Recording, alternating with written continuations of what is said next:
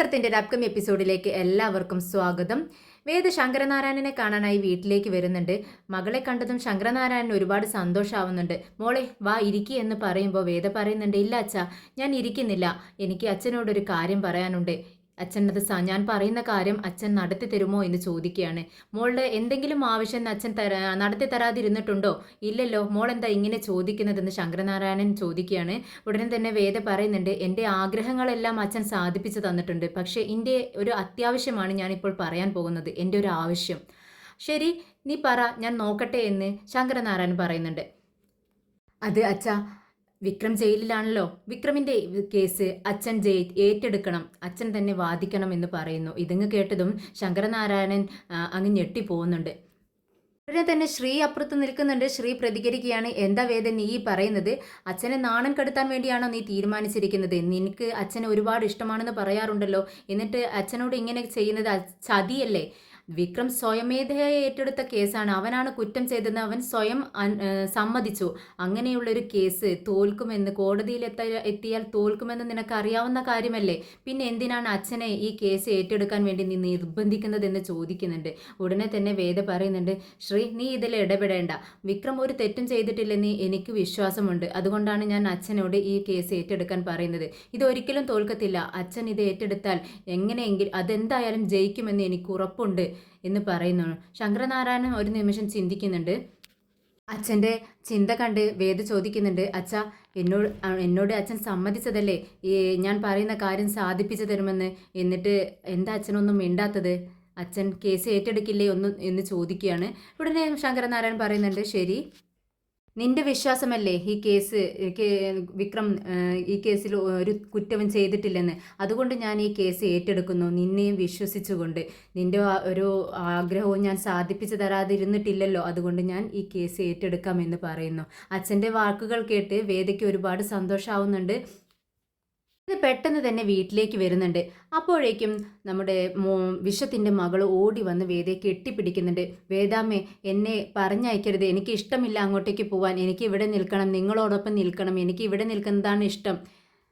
രമയുടെ വയറ്റിൽ വളരുന്ന കുഞ്ഞിനെ എനിക്ക് കാണണം, അവനോടൊപ്പം എനിക്ക് കളിക്കണം എന്നൊക്കെ പറഞ്ഞുകൊണ്ട് വേദയെ കെട്ടിപ്പിടിച്ച് കരയാണ്.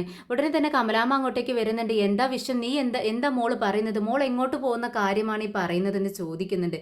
വിശ്വമാണെങ്കിൽ ഒന്നും മിണ്ടുന്നില്ല, എന്നാൽ ശ്രീജ കരയുന്നുണ്ട്. എന്താ കാര്യമെന്ന് കമലാമ്മ തിരക്കുന്നുണ്ട്. ശ്രീജ പറയുന്നുണ്ട്, എനിക്കൊന്നും അറിയത്തില്ല അമ്മേ, ചേട്ടനാണ് മോളെ വീട്ടിൽ കൊണ്ട് ചെന്ന് വിടാമെന്ന് പറയുന്നു, മോൾ ഇനി അവിടെ നിന്ന് പഠിക്കട്ടെ എന്നാണ് പറയുന്നത്, എനിക്കൊന്നും അറിയത്തില്ല അമ്മേ എന്ന് പറയുകയാണ്. ഉടനെ തന്നെ വിശ്വത്തോട് ചോദിക്കുന്നുണ്ട് കമലാമ്മ, എന്താ വിശ്വം നീ ഇങ്ങനെയൊക്കെ ചിന്തിക്കുന്നത്? എന്തിനാ നീ ഇങ്ങനെ ചെയ്യുന്നത്? മോൾക്ക് ഇഷ്ടമില്ലാത്ത കാര്യങ്ങളാണോ നീ ചെയ്യാൻ പോകുന്നത്? 5-6 മാസമല്ലേ അവളിവിടെ വന്നിട്ടായിട്ടുള്ളൂ, നീ എന്തിനാ ഇത്രയും പെട്ടെന്ന് മോളെയും കൊണ്ട് അങ്ങോട്ടേക്ക് പോകുന്നതെന്ന് ചോദിക്കുന്നുണ്ട്. ഉടനെ തന്നെ വിശ്വം കുറച്ച് മടിച്ചാണെങ്കിലും പറയുന്നുണ്ട്, അത് അമ്മയ്ക്കറിയാലോ, വിക്രം ജയിലിലാണ്. ഉടനെ കമലാമ്മ ചോദിക്കുന്നുണ്ട്, അതിന് വിക്രം ജയിലിലായതിനും ഇതും തമ്മിൽ എന്താ വിഷം ബന്ധം? നീ എന്താണ് ഈ പറയുന്നത്? അല്ല അമ്മേ, മോള് ഇപ്പോൾ വളർന്നു വരുന്ന പ്രായമാണ്, ഞങ്ങളെ കണ്ടല്ല അവൾ പഠിക്കുന്നത്, വേദിയെയും വിക്രമിനെയും കണ്ടാണ് അവൾ പഠിക്കുന്നത്, അവളുടെ റോൾ മോഡൽസ് അവരാണ്, അതുകൊണ്ട് അവർ ചെയ്യുന്ന ഓരോ കാര്യവും അവളെ ആകർഷിക്കും. അതുകൊണ്ട് വിക്രം ജയിലിലാണെന്ന് അവൾ വളർന്നു വരുമ്പോൾ അവൾ മനസ്സിലാക്കും. അതുകൊണ്ട് അവനോട് എന്തിനു പോയി, എങ്ങനെ ജയിലിലായി എന്നുള്ള കാര്യങ്ങളെല്ലാം അവൾ അറിയും. അത് അവളുടെ ജീവിതത്തെ വളരെ ബാധിക്കുമേ, അതുകൊണ്ട് അവൾ അതൊന്നും അറിയണ്ട, ഇവിടുത്തെ സന്തോഷിപ്പിക്കുന്ന കാര്യങ്ങൾ മാത്രം അവൾ അറിഞ്ഞാൽ മതി. അതുകൊണ്ട് ഞാൻ ഇവളെ ശ്രീജയുടെ വീട്ടിലാക്കിയിട്ട് വരാമെന്നും പറഞ്ഞുകൊണ്ട് ശ്രീജ മോളെ പിടിച്ച് വലിച്ചുകൊണ്ട് പുറത്തേക്ക് പോവുകയാണ്. ഒരുപാട് കരയുന്നുണ്ട് മോള്. നന്ദിനിക്ക് കുഞ്ഞിനെ ഒട്ടും ഇഷ്ടമല്ലെങ്കിലും മോള് കരയുന്നത് കേട്ടപ്പോൾ ഒരുപാട് വിഷമാവുന്നുണ്ട്. വിശ്വത്തോട് ചോദിക്കുന്നുണ്ട് നന്ദിനി, എന്തിനാ വിശ്വട്ട മോൾക്ക് ഇഷ്ടമില്ലാതെ ഇങ്ങനെ കൊണ്ടു ചെന്ന് വിടുന്നത്? ഇവിടെ വലിയ പ്രശ്നങ്ങളൊന്നും ഇല്ലല്ലോ, അവൾ നമ്മളോടൊപ്പം നിൽക്കട്ടെ, അവളുടെ സന്തോഷം അതല്ലേ എന്ന് ചോദിക്കുന്നുണ്ട്. പക്ഷെ വിശ്വം സമ്മതിക്കുന്നില്ല. അങ്ങനെ നന്ദിനി ശ്രീജ വേദയോട് പറയുന്നുണ്ട്, വേദ എന്നോട് ക്ഷമിക്കണം എന്ന് പറഞ്ഞുകൊണ്ട് അവിടെ നിന്നും ഇറങ്ങി പോവുകയാണ്. ശ്രീജ കമലാമ്മയോട് തിരിഞ്ഞു നിന്ന് പറയുന്നുണ്ട്, അമ്മേ, മോളെ വീട്ടിലാക്കിയതിന് ശേഷം അടുത്ത ബസ്സിന് തന്നെ ഞാൻ ഇങ്ങോട്ട് തിരിച്ചു വന്നുകൊള്ളാം എന്ന് പറഞ്ഞുകൊണ്ടാണ് അവിടെ നിന്നും ഇറങ്ങി പോകുന്നത്. പിന്നീട് വേദ ഉറങ്ങാനായി കിടക്കുന്നുണ്ട്. വളരെ വലിയൊരു സ്വപ്നം കാണാണ് വേദ. പുറത്തുനിന്ന് വാതിലെല്ലാം തള്ളി തുറന്ന് വിക്രം ഓടി അകത്തേക്ക് വരുന്നു. വേദ തൻ്റെ കയ്യിലൊരു കുഞ്ഞുണ്ട്. താൻ പ്രസവിച്ച കുഞ്ഞാണതെന്ന് വേദയ്ക്ക് മനസ്സിലാവുന്നുണ്ട്. ഉറക്കത്തിലാണ്, സ്വപ്നം കാണുന്നതാണ്. പെട്ടെന്ന് ആ കുഞ്ഞിനെ വിക്രമിൻ്റെ അടുത്തേക്ക് കുഞ്ഞുമായി ചെല്ലുകയാണ്. വേദയും കുഞ്ഞിനെയും കണ്ട് വിക്രമിന് സന്തോഷമാവുന്നുണ്ട്. കണ്ണിൽ നിന്നും ഇങ്ങനെ കണ്ണുനീര് വരുന്നുണ്ട്. വേദ അപ്പോൾ പറയുന്നുണ്ട്, വിക്രം ഇത് നമ്മുടെ മോളാണ് എന്ന് പറയുവാണ്. ആ കുഞ്ഞിനെ വേടിക്കാനായി വിക്രം കൈകൾ നീട്ടുന്നുണ്ട്. പെട്ടെന്ന് വേദ വിക്രമിന്റെ കയ്യിലേക്ക് നോക്കുവാണ്. പെട്ടെന്ന് മുഖം മാറുന്നുണ്ട്. എന്താ വേദ നീ ഇങ്ങനെ നോക്കുന്നതെന്ന് വിക്രം ചോദിക്കുന്നു. അപ്പോൾ പറയുന്നുണ്ട്, വിക്രം നിന്റെ കയ്യിൽ എങ്ങനെ ഈ വിലങ്ങ് വന്നു എന്ന് ചോദിക്കുകയാണ് വേദ. ഉടനെ തന്നെ വിക്രം തൻ്റെ കയ്യിലേക്ക് നോക്കുന്ന സമയത്ത് കയ്യിൽ വിലങ്ങ് കിടക്കുന്നത് വിക്രം കാണുവാണ്. ഉടനെ പൊട്ടിക്കരയാണ്. പൊട്ടി കരയുന്നുണ്ട് വിക്രം. എന്നിട്ട് വേദയോട് പറയുന്നുണ്ട്, അപ്പോൾ വേദ ഞാൻ ഒരു കുറ്റവാളിയാണ് അല്ലേ, ഞാനൊരു ജയിൽ പുള്ളിയാണ്. അപ്പോൾ ഒരു ജയിൽ പുള്ളിയുടെ മകളായിട്ടല്ലേ എൻ്റെ കുഞ്ഞ് വളരുന്നത്. അതെനിക്ക് ഒട്ടും സഹിക്കാൻ കഴിയില്ല. എങ്ങനെ അവൾ വളരും, നീ ഇതെങ്ങനെ സഹിക്കും എന്ന് പറഞ്ഞുകൊണ്ട് വിക്രം കരയുവാണ്. പെട്ടെന്ന് വേദ ഉറക്കത്തിൽ നിന്നങ്ങ് ഞെട്ടി ഉണരുകയാണ്. വേദയ്ക്ക് ആകെ ടെൻഷൻ ആവുന്നുണ്ട്. അവിടെ ഉണ്ടായിരുന്ന വെള്ളം, ജഗ്ഗിൽ നിന്നും വെള്ളം ഒഴിച്ച് പെട്ടെന്ന് കുടിക്കുന്നുണ്ട്. കുറച്ചു നേരം അങ്ങനെ മിണ്ടാതെ ഇരിക്കുകയാണ്. താൻ കാണുന്ന ഈ സ്വപ്നങ്ങളൊന്നും ഒരിക്കലും സത്യമാവരുതേ, വിക്രം അങ്ങനെ ജയിലിൽ കിടക്കേണ്ട ഒരു അവസ്ഥ വരരുതേ എന്ന് ദൈവത്തോട് അവൾ പ്രാർത്ഥിക്കുന്നുണ്ട്. രാവിലെ തന്നെ വേദ അച്ഛൻ്റെ അടുത്തേക്ക് ചെല്ലുവാണ്. ശങ്കരനാരായണനെയും കൂട്ടി ജയിലിലേക്ക് ചെല്ലുന്നുണ്ട്. വേദയെ കണ്ടതും വിക്രം കരയാണ്. എന്നിട്ട് പറയുന്നത്, വേദേ നീ എന്നോട് ക്ഷമിച്ചോ, ഞാൻ ഇത്രയും വലിയൊരു തെറ്റ് ചെയ്തു, എന്നിട്ടും നീ എന്നോട് ക്ഷമിച്ചോ വേദേ എന്ന് ചോദിക്കുകയാണ്. വിക്രമിന് വിശ്വാസം വരുന്നില്ല. വേദ ഒരിക്കലും തന്നെ കാണാനായി വരത്തില്ലെന്നാണ് വിക്രം വിശ്വസിച്ചിരുന്നത്. ഇത്രയും വലിയൊരു തെറ്റാണല്ലോ താൻ ചെയ്തിരിക്കുന്നത്, അത് വേദയ്ക്ക് ഒരിക്കലും പൊറുക്കാൻ കഴിയില്ല എന്നാണ് വിക്രം ചിന്തിച്ചിരുന്നത്. ഉടനെ തന്നെ വേദ പറയുന്നുണ്ട്, അത് വിക്രം നീ തെറ്റ് ചെയ്തു എന്ന് നീ സമ്മതിച്ചാലും അത് നീയല്ല ചെയ്തതെന്ന് ഞാൻ വിശ്വസിക്കുന്നു, ഇത് നിന്റെ തെറ്റിദ്ധാരണയാണ്. ഉടനെ തന്നെ വിക്രം പറയുന്നുണ്ട്, അല്ല വേദേ ഞാൻ തന്നെയാണ് ഈ തെറ്റ് ചെയ്തത്, എൻ്റെ കൈ കൊണ്ടാണ് അവൻ ഇല്ലാതായത്, അതെനിക്കറിയാം, അതുകൊണ്ടാണ് ഞാൻ ഈ കുറ്റം സമ്മതിക്കുന്നത്, എനിക്ക് ഉറപ്പാണ് വേദ ഞാനാണ് തെറ്റുകാരനെന്ന് വീണ്ടും വീണ്ടും പറയുന്നുണ്ട് വിക്രം നീയൊന്നും മിണ്ടാതിരിക്കുക, ഇത്രയും വലിയ തെറ്റൊന്നും നിന്നെക്കൊണ്ട് ചെയ്യാൻ പറ്റത്തില്ലെന്ന് എനിക്കറിയാം, പിന്നെ അച്ഛൻ നിന്നെ കാണാനായി വന്നിട്ടുണ്ട് എന്ന് പറയുമ്പോൾ വിക്രം ആകെ അന്തം വിട്ട് നിൽക്കുകയാണ്. ശങ്കരനാരായണൻ തന്നെ ഒരുപാട് വെറുത്തിട്ടുണ്ടാവും, ഇനി ഒരിക്കലും തന്നെ കാണാനായി അനുവദിക്കില്ല എന്നൊക്കെയാണ് വിക്രം ചിന്തിച്ചു വെച്ചിരുന്നത്. പക്ഷെ പെട്ടെന്ന് ശങ്കരനാരായണൻ തന്നെ കാണാൻ വന്നിരിക്കുന്നു എന്ന് കേട്ടപ്പോൾ വിക്രമിന് അത്ഭുതം തോന്നുകയാണ്. അച്ഛൻ വന്നിട്ടുണ്ടോ എന്ന് ചോദിക്കുകയാണ് വിക്രം. അതെ വന്നിട്ടുണ്ട്, അച്ഛനെ ഇങ്ങോട്ട് വിളിക്കാമെന്നും പറഞ്ഞുകൊണ്ട് ശങ്കരനാരായണനെ വിളിച്ചുകൊണ്ട് വരുന്നുണ്ട് വേദ. വിക്രം ഞാനാണ് നിന്റെ കേസ് വാദിക്കാൻ പോകുന്നത് എന്ന് ശങ്കരനാരായണൻ പറയുന്നുണ്ട്. സാറാണോ എൻ്റെ കേസ് വാദിക്കുന്നതെന്ന് വിക്രം അത്ഭുതത്തോടെ ചോദിക്കുകയാണ്. അതെ, പിന്നെ കുറച്ച് ഡീറ്റെയിൽസ് എല്ലാം എനിക്ക് അറിയാനുണ്ട്. വേദേ നിനക്ക് പുറത്ത് നിൽക്കാവോ, ഞങ്ങൾക്ക് പേഴ്സണലായിട്ട് സംസാരിക്കണമെന്ന് പറയുന്നുണ്ട്. ഉടനെ തന്നെ വേദ പറയുന്നുണ്ട്, അതിനെന്താ അച്ഛാ, ഞാൻ പുറത്ത് നിൽക്കാം, നിങ്ങൾ സംസാരിക്കേ, അച്ഛനെ കേസിൻ്റെ വിവരങ്ങളൊക്കെ അറിയണമെന്നല്ലേ പറഞ്ഞത്, എന്തായാലും ഡീറ്റെയിൽസ് ആയിട്ട് ചോദിക്കുക അച്ഛാ എന്ന് പറഞ്ഞുകൊണ്ട് വേദ പുറത്തേക്ക് ഇറങ്ങി നിൽക്കുന്നുണ്ട്. ശങ്കരനാരായണൻ വിക്രമിനോട് ചോദിക്കുന്നുണ്ട്, വിക്രം സത്യം പറയണം, അന്ന് വൈകിട്ട് എന്താണ് സംഭവിച്ചത്, ഭവാനിയുമായി നീയുമായുള്ള ഇടപാട് എന്താണെന്ന് ചോദിക്കുകയാണ്. അങ്ങനെ വിക്രം അന്ന് വൈകിട്ട് അവിടെ സംഭവിച്ച കാര്യങ്ങളെല്ലാം ഭവാനിയുടെ അടുത്തേക്ക് പോയതും ഭവാനിയുമായി സംഘടനമുണ്ടായതും അബദ്ധത്തിൽ തൻ്റെ കയ്യിലുണ്ടായിരുന്ന വടി കൊണ്ട് ഭവാനിയുടെ തലക്കടിച്ചതും അങ്ങനെ തല പൊട്ടി ചോര ഒഴുകുന്നതും ഭവാനി പെട്ടെന്ന് താഴേക്ക് വീഴുന്നതൊക്കെ എല്ലാ കാര്യങ്ങളും, അതുവരെയുള്ള എല്ലാ കാര്യങ്ങളും വിക്രം ശങ്കരനാരായണനോട് വിശദീകരിച്ചു കൊടുക്കുന്നുണ്ട്. ഇതൊക്കെ പറയുമ്പോൾ വിക്രമിൻ്റെ കണ്ണിൽ നിന്നും കണ്ണുനീർ വരുന്നുണ്ട്. താൻ അറിഞ്ഞുകൊണ്ടല്ല, അങ്ങനെ ചെയ്യണമെന്ന് ഉദ്ദേശിച്ചുമല്ല, കയ്യബദ്ധം പറ്റിയതാണെന്ന് പറയുന്നു. വിക്രമി പറയുന്ന വിവരങ്ങളെല്ലാം കേട്ടതിന് ശേഷം ശങ്കരനാരായണൻ്റെ മുഖത്ത് ഒരു തെളിച്ചം കാണുന്നുണ്ട്. വേദ അങ്ങോട്ട് വരുന്നുണ്ട്. അച്ഛാ കാര്യങ്ങളെല്ലാം ചോദിച്ചറിഞ്ഞോ എന്ന് ചോദിക്കുകയാണ്. ഉടനെ ശങ്കരനാരായണൻ പറയുന്നുണ്ട്, മോളെ നീ ഈ കേസ് ഏറ്റെടുക്കണമെന്ന് പറഞ്ഞപ്പോഴും ഞാൻ ഇങ്ങോട്ട് വരുന്നത് വരെയും എനിക്ക് ഒട്ടും തന്നെ ആത്മവിശ്വാസം ഉണ്ടായിരുന്നില്ല. നീ പറഞ്ഞതുകൊണ്ട് മാത്രമാണ് ഞാൻ ഈ കേസ് ഏറ്റെടുത്തത്. പക്ഷെ ഞാൻ ഇപ്പോൾ വിക്രമിനോട് സംസാരിച്ചതിന് ശേഷം എനിക്ക് നല്ലവണ്ണം ആത്മവിശ്വാസം വരുന്നു മോളെ. ഈ കേസ് നീ പറഞ്ഞതുപോലെ വിക്രമിനെ നമുക്ക് ഈ കേസിൽ നിന്നും രക്ഷിച്ചെടുക്കാൻ പറ്റുമെന്ന് എനിക്ക് ഉറച്ച വിശ്വാസമുണ്ട്. നീ ഇപ്പോൾ തന്നെ തീരുമാനിച്ചോ, നിന്റെ മനസ്സിൽ ഉറപ്പിച്ചോ. വിക്രമിനെ നമ്മൾ നാളെ തന്നെ ജാമ്യത്തിലെടുക്കുമെന്ന് വാക്ക് കൊടുക്കുകയാണ് ശങ്കരനാരായണൻ വേദിക്ക്. ഉടനെ തന്നെ വിക്രം പറയുന്നുണ്ട്, സാർ ഈ തെറ്റ് ചെയ്തത് ഞാനാണ്, പിന്നെ എങ്ങനെയാണ് സാർ എനിക്ക് ഇതിൽ നിന്നും രക്ഷപ്പെടാൻ കഴിയുന്നതെന്ന് ശങ്കരനാരായണൻ ചോദിക്കുന്നുണ്ട്. ഉടനെ തന്നെ ശങ്കരനാരായണൻ പറയുന്നുണ്ട്, വിക്രം നീ വിശ്വസിക്കും, നിനക്ക് പുറത്തിറങ്ങാൻ കഴിയും, ഇതിൽ ഒരു പോയിന്റ് കിടപ്പുണ്ടാവും നിനക്ക് രക്ഷപ്പെടാനുള്ളത്. ഞാനല്ലേ പറയുന്നത്, പിന്നെ ഞാൻ എന്തിനാ നിന്റെ വക്കീലായിട്ടിരിക്കുന്നത്? നിന്നെ രക്ഷിച്ചെടുക്കാൻ വേണ്ടി തന്നെയല്ലേ ഞാൻ ഇവിടെ നിൽക്കുന്നത്. എന്തായാലും എൻ്റെ കരിയറിലെ തന്നെ ഒരു മോശം കേസായിരിക്കും ഇതെന്ന് ഞാൻ ആദ്യം വിശ്വസിച്ചു. പക്ഷേ എൻ്റെ കരിയറിൽ ഏറ്റവും വലിയൊരു സമ്പത്തായിരിക്കും ഈ കേസ് എന്ന് എനിക്ക് ഇപ്പോൾ തോന്നുന്നു. എന്തായാലും നീ ധൈര്യമായിട്ട് ഇരിക്കുക വിക്രം എന്നും പറഞ്ഞുകൊണ്ട് വിക്രമിനെ ആശ്വസിപ്പിച്ചുകൊണ്ട് അവർ രണ്ടുപേരും അവിടെ നിന്നും ഇറങ്ങുന്നുണ്ട്. അങ്ങനെ വേദ വളരെ സന്തോഷത്തോട് വീട്ടിലേക്ക് കയറി ചെല്ലുക. അമ്മയെന്ന് വിളിച്ചുകൊണ്ടാണ് ചെല്ലുന്നത്. എന്താ മോളെ എന്ന് ചോദിച്ചുകൊണ്ട് കമലാമ്മ പെട്ടെന്ന് പുറത്തേക്ക് ഓടി ചെല്ലുന്നുണ്ട്. വേദ ഓടി വരുവാണ്. മോളെ ഈ സമയത്ത് ഇങ്ങനെ ഓടരുത്, നിന്നോട് ഞാൻ പറഞ്ഞിട്ടില്ലേ, എന്താ കാര്യം എന്നിങ്ങനെ കമലാമ്മ ചോദിക്കുകയാണ്. അമ്മേ ഈ കേസ് അച്ഛൻ ഏറ്റെടുത്തു അമ്മേ, വിക്രമിനെ രക്ഷിക്കാൻ, വിക്രമിനെ പുറത്തിറക്കാൻ പറ്റുമെന്ന് അച്ഛന് ആത്മവിശ്വാസമുണ്ട്. അച്ഛൻ ഈ കേസ് ഏറ്റെടുത്താൽ ആ കേസ് ജയിച്ചു എന്നാണ് അമ്മേ അർത്ഥം എന്ന് പറയുകയാണ്. ഉടനെ കമലാമ്മ ദൈവത്തോട് നന്ദി പറയാണ്, തൊഴുതുകൊണ്ട് നിൽക്കുന്നുണ്ട്. ദൈവമേ നീ കാത്തല്ലോ, എൻ്റെ മകൻ തെറ്റൊന്നും ചെയ്യാതെ അവനെ ശിക്ഷിക്കരുത്, അവനെ പുറത്തിറങ്ങാനുള്ള വഴികളെല്ലാം കാണിച്ചു കൊടുക്കണേ എന്ന് പറഞ്ഞുകൊണ്ട് പ്രാർത്ഥിച്ച് നിൽക്കുകയാണ്. വിഷൻ ചോദിക്കുന്നുണ്ട്, എന്താ വേദ നീ ഈ പറയുന്നത്? ഒരാൾ കുറ്റവാളി സ്വയം കുറ്റം സമ്മതിച്ചാൽ പിന്നെ ആ കേസ് തോൽക്കത്തല്ലേ ഉള്ളൂ, പിന്നെ എങ്ങനെ അത് വിജയിക്കാൻ പറ്റുമെന്നാണ് നീ പറയുന്നത്? അതെല്ലാം അച്ഛന് വിട്ടുകൊടുക്കണം വിഷേട്ടാ, എനിക്കറിയത്തില്ല.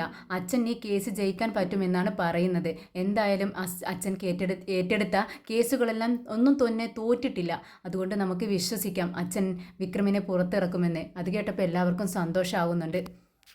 പിന്നീട് ശങ്കരനാരായണനും വീട്ടിലേക്ക് ചെല്ലുവാണ്. പത്മൻ ശങ്കരനാരായണനെ കണ്ടതും വേഗം ചോദിക്കുന്നുണ്ട്, എന്താ നിങ്ങളുടെ മുഖത്ത് വളരെ സന്തോഷമാണല്ലോ കാണുന്നത്, നിങ്ങൾ വേദിയുടെ ഒപ്പമല്ലേ പുറത്തേക്ക് പോയത്, എന്താ ഈ കാര്യം, സ്റ്റേഷനിലെ കാര്യം എന്താ എന്ന് ചോദിക്കുക. ഉടനെ ശങ്കരനാരായണൻ പറയുന്നുണ്ട്, എനിക്കൊരു കപ്പ് കോഫി പത്മം. മോളെ ദീപ്തി വേഗം ചെന്ന് കോഫി എടുത്തിട്ട് വാ എന്ന് പത്മം പറയുന്നുണ്ട്. ഉടനെ ശങ്കരനാരായണൻ പറയുന്നുണ്ട്, വിക്രമിൻ്റെ കേസ് നമ്മൾ ജയിക്കും പത്മം. ഇത് കേട്ടതും എല്ലാവരും സന്തോഷമായിട്ട് നിൽക്കുവാണ്. മുത്തശ്ശിയും ചോദിക്കുന്നുണ്ട്, ശങ്കര നീ പറഞ്ഞത് ശരിയാണോ എന്ന് ചോദിക്കുകയാണ്. അതെ അമ്മേ, അവൻ പുറത്തിറങ്ങി എന്ന് തന്നെ വിശ്വസിച്ചോളൂ. നാളെയാണ് അവൻ്റെ കേസ്. എന്തായാലും നാളെ ഞാൻ അവനെ ജാമ്യത്തിലിറക്കാനുള്ള എല്ലാ കാര്യങ്ങളും ചെയ്തിരിക്കും. അടുത്ത ഹിയറിങ്ങിൽ അവനെ പുറത്തിറക്കാനും നോക്കും എന്ന് പറയുകയാണ്. പക്ഷേ ഇത് ശ്രീക്ക് അത്ര ഇഷ്ടപ്പെടുന്നില്ല. ശ്രീയുടെയും വർഷയുടെയും മുഖം ആകെ മാറുന്നുണ്ട്. ശ്രീ ചോദിക്കുന്നുണ്ട്, എന്താ അച്ഛൻ ഈ പറയുന്നത്? അവൻ സ്വയം കുറ്റം സമ്മതിച്ചല്ലേ, അവൻ കുറ്റവാളിയാണെന്ന് അവൻ തന്നെ തീരുമാനിച്ചു. പിന്നെ എങ്ങനെയാണ് അച്ഛൻ ഈ കേസ് ജയിക്കാൻ പോകുന്നത്? അച്ഛൻ്റെ ഓവറായിട്ടുള്ള ആത്മവിശ്വാസം കൊണ്ടാണോ ഇങ്ങനെയൊക്കെ പറയുന്നതെന്ന് ചോദിക്കുകയാണ്.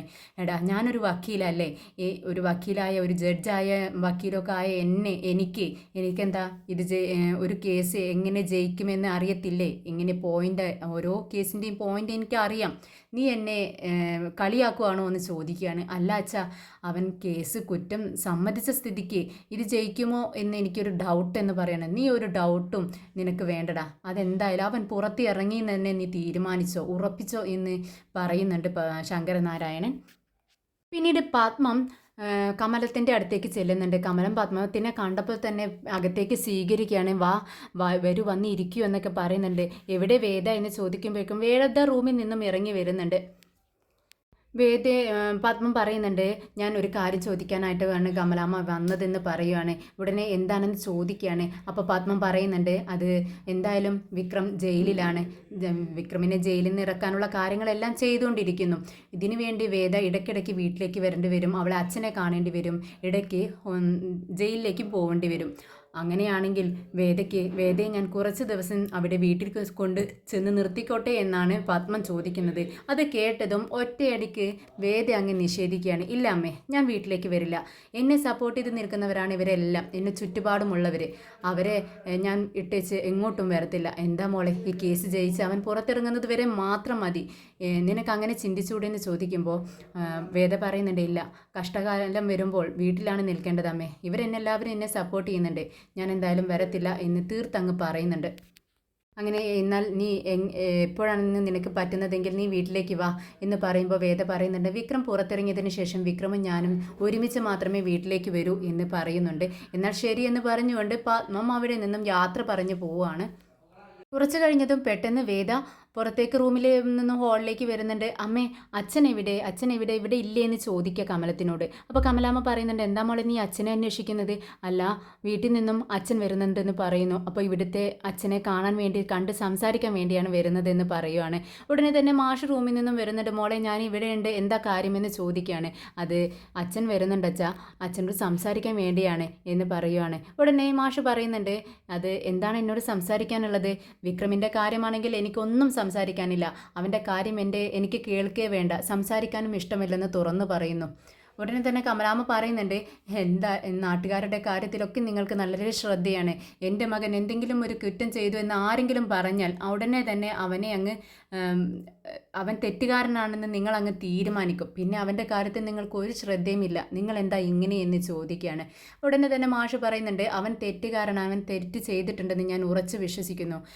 അവൻ തെറ്റുകാരനല്ല എന്ന് തെളിയുന്നത് വരെ ഞാൻ അങ്ങനെ തന്നെ വിശ്വസിക്കും. അതിന് നിങ്ങൾ ആരും ഒന്നും പറഞ്ഞിട്ട് ഒരു കാര്യവുമില്ലെന്ന് പറയുവാണ്.